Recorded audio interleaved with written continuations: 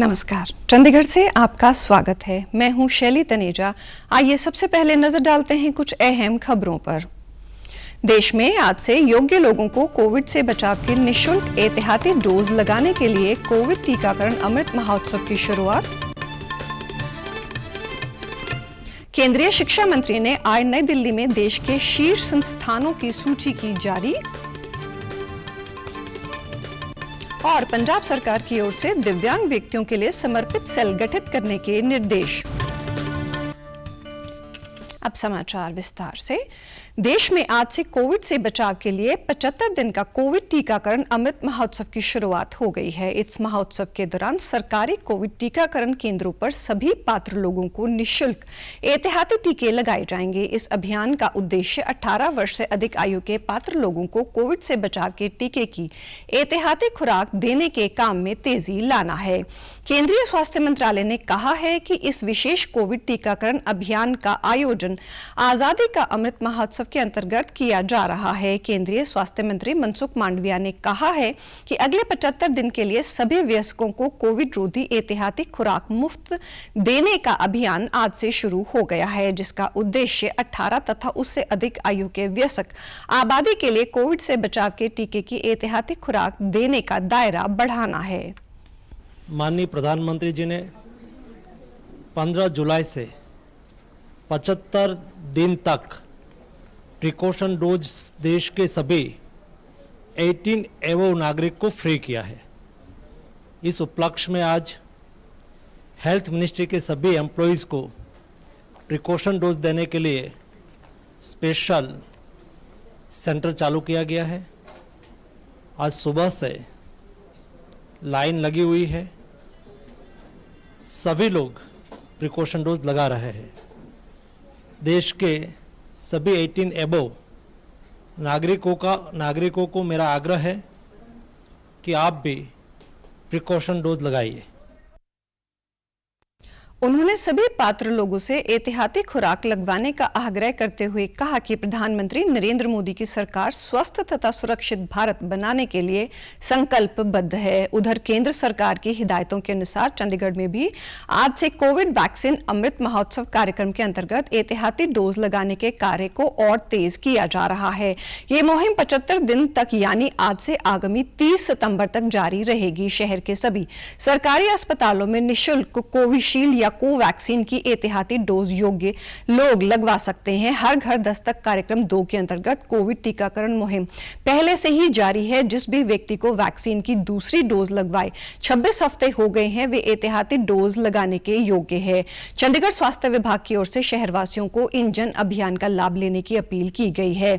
इसके अतिरिक्त राष्ट्रव्यापी कोविड टीकाकरण अभियान के अंतर्गत देश में अब तक 199 करोड़ 47 लाख से अधिक कोविड रोधी टीके लगाए जा चुके हैं। केंद्रीय शिक्षा मंत्री धर्मेंद्र प्रधान ने आज नई दिल्ली में देश के शीर्ष संस्थानों की सूची जारी की। भारतीय प्रौद्योगिकी संस्थान मद्रास सर्वश्रेष्ठ शैक्षणिक संस्थान बनकर उभरा है। भारतीय विज्ञान संस्थान बेंगलुरु भारत रैंकिंग 2022 में सर्वश्रेष्ठ विश्वविद्यालय है तथा भारतीय प्रबंधन संस्थान IIM अहमदाबाद देश का सर्वश्रेष्ठ प्रबंधन संस्थान बना है।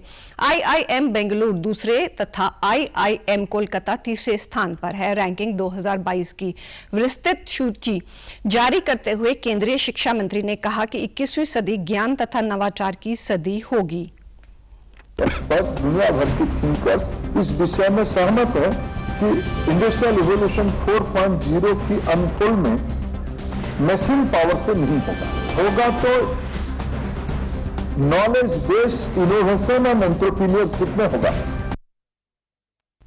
उन्होंने कहा कि नवाचार तथा उद्यमिता राष्ट्रीय संस्थागत रैंकिंग फ्रेमवर्क व राष्ट्रीय मूल्यांकन और प्रत्यायन परिषद का हिस्सा होंगे। उन्होंने कहा कि सभी संस्थानों को मान्यता तथा रैंकिंग के दोनों प्लेटफॉर्मों में आना होगा। केंद्रीय रसायन तथा उर्वरक मंत्री मनसुख मांडविया ने कहा है कि देश में खाद की कोई कमी नहीं है।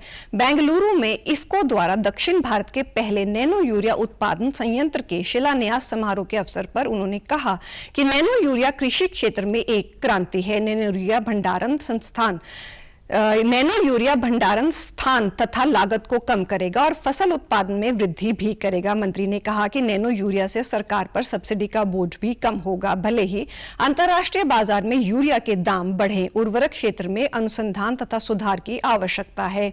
नैनो उर्वरक के बारे में केंद्रीय मंत्री ने बताया कि प्रत्येक बोतल की कीमत 240 रुपए है और ये यूरिया के एक बैग के बराबर है। उन्होंने इसे आत्मनिर्भर भारत की ओर एक महत्वपूर्ण कदम बताया।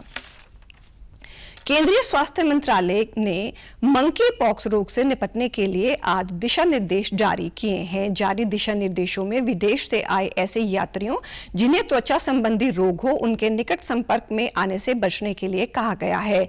मृत या जीवित जंगली जानवर जैसे कि चूहे, गिलहरी सहित छोटे स्तनपायी जीवों तथा वानर प्रजाति के संपर्क से बचने के लिए कहा गया है। अफ्रीका के जानवरों से प्राप्त उत्पादों का उपयोग न करने की हिदायत की गई है। दिशा निर्देशों में बीमार लोगों तथा संक्रमित जानवरों के संपर्क में आने से बचने की हिदायत भी की गई है। इसके अतिरिक्त दिए गए सुझावों में कहा गया है कि यदि किसी व्यक्ति को बुखार तथा शरीर पर लाल दाने जैसे लक्षण दिखाई देते हैं तो उन्हें नजदीक के स्वास्थ्य केंद्रों में जाकर चिकित्सक से परामर्श लेना चाहिए।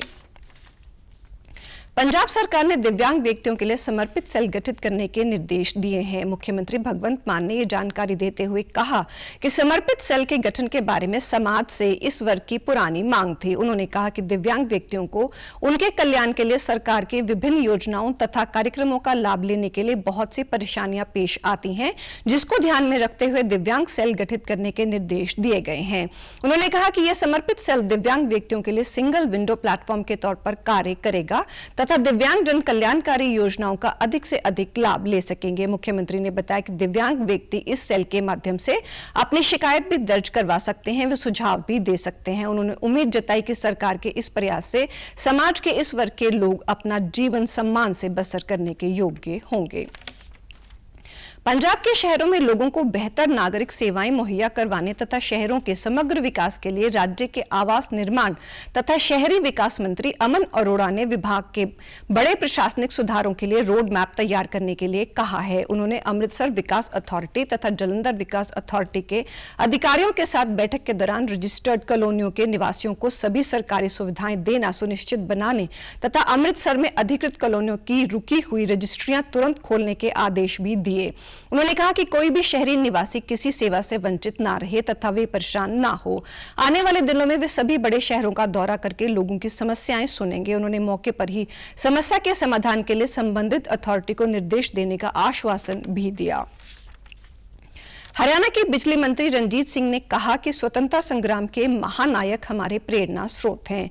आजादी के अमृत महोत्सव की श्रृंखला में हरियाणा के सूचना जनसंपर्क एवं भाषा विभाग की ओर से सिरसा के चौधरी देवीलाल विश्वविद्यालय के ऑडिटोरियम में 1857 का संग्राम हरियाणा के वीरों के नाम नाटक का मंचन हुआ। नाटक मंचन का शुभारंभ बिजली मंत्री ने दीप प्रज्वलित करके किया तथा नाटक कलाकारों को 5 लाख रुपए देने की घोषणा भी की।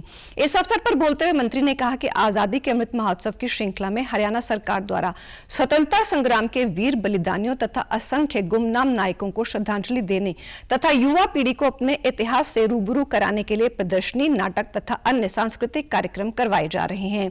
उन्होंने कहा कि आजादी के लिए 1857 के संग्राम की पहली चिंगारी भी हरियाणा के अंबाला से फूटी थी तथा हरियाणा ने अनेक सेनानियों के अंग्रेजों को कड़ी टक्कर दी। वे ये चिंगारी गांव-गांव तक फैल गई। बिजली मंत्री ने कहा कि स्वतंत्रता सेनानियों का जीवन युवाओं के लिए प्रेरणादायक है तथा इस प्रकार के आयोजन युवा शक्ति को सकारात्मक संदेश देते हैं। और अब पेश है खबरें फटाफट। लोकसभा अध्यक्ष ने सोमवार से शुरू हो रहे संसद के मॉनसून सत्र से पहले कल बुलाई सर्वदलीय बैठक। 12 अगस्त तक चलने वाले मॉनसून सत्र के दौरान सदन का सुचारू संचालन सुनिश्चित करने के लिए राजनीतिक दलों का मांगेंगे समर्थन। संयुक्त अरब अमीरात भारत में एकीकृत फूड पार्क विकसित करने के लिए $2 अरब का करेगा निवेश। अमेरिका तथा इजराइल प्रदान करेंगे प्रौद्योगिकी। संयुक्त विश्वविद्यालय प्रवेश परीक्षा CUET अंडर ग्रेजुएट 2022 आज से हो रही है शुरू। 15, 16, 19 तथा 20 जुलाई को होगी ये परीक्षा।